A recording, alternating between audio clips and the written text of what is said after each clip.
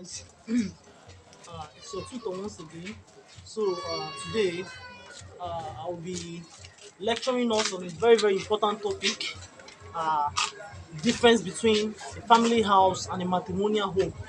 At the end of the class, don't forget to like, share, and subscribe to my channel. You see, a lot of men and women don't really understand the difference between a family house and a matrimonial home. If you look at the world today, there are some men when they get married, instead of taking their wife to their matrimonial home, they take their wife to their family house. Now, let me uh, break down the difference between a family house and a matrimonial home for you guys.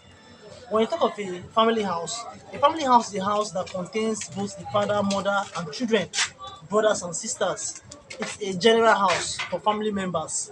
While a matrimonial home is one that's especially meant for husband and wife and children. Now, as a man, when you want to get married, you are taking your wife to your matrimonial home, not your family house. Any man who takes his wife to the family house is making a very terrible mistake. In fact, such man is not ready for marriage. As a man, when you take your wife to your family house, then that means that you want your family members to treat your wife as a slave, to treat your wife with disrespect. That's where you see some mother-in-laws sending their daughter-in-laws errand, go and wash plates, go and sweep house, go and do this, go and do that.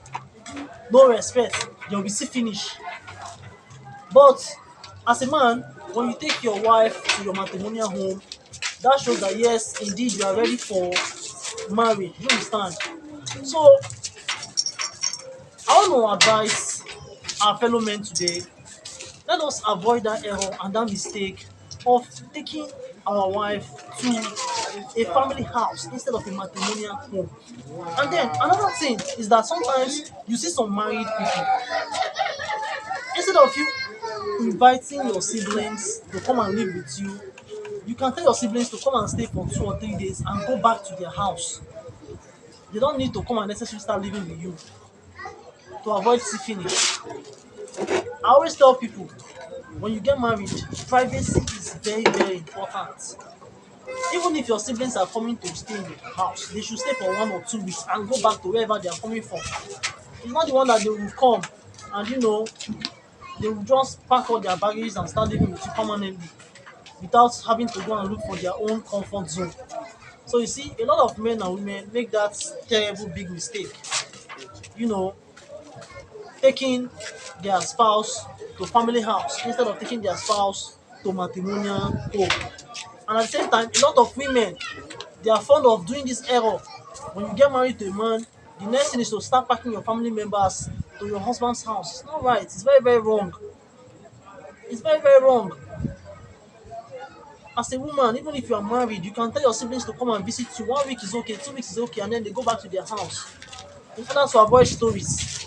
We've seen so many stories whereby sisters, betray sisters, thereby sleeping with their sister's husband.